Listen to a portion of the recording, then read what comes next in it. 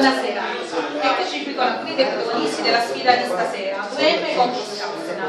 Abbiamo qui con noi Vincenzo Russo, mister di 2M, Antonio Rea e Giovanni Riccardi, calciatori di Strausenal. Come vi appresta la sfida di stasera? C'era poco la massima concentrazione, importante, deve andare avanti, quindi per noi è molto importante.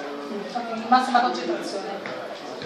Stessa cosa che ha detto il capitano Antonio Rea, io sono il portiere della squadra, darò proprio il massimo perché è una partita importantissima, dobbiamo lottare fino alla fine, come ho sempre detto a mio compagno.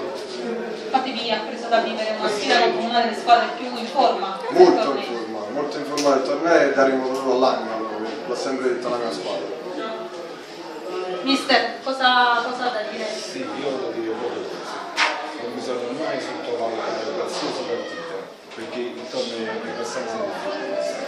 Però siamo abbastanza fermi in classifica. Cerco di portare la mia squadra fino alla fine del torneo. Sulle polemiche che sono state fatte la settimana scorsa?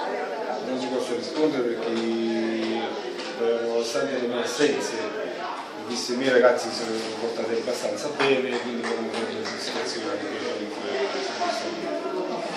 Pronostici sulla partita? il mio pronostico è che vinca il migliore. Chi c'è il migliore?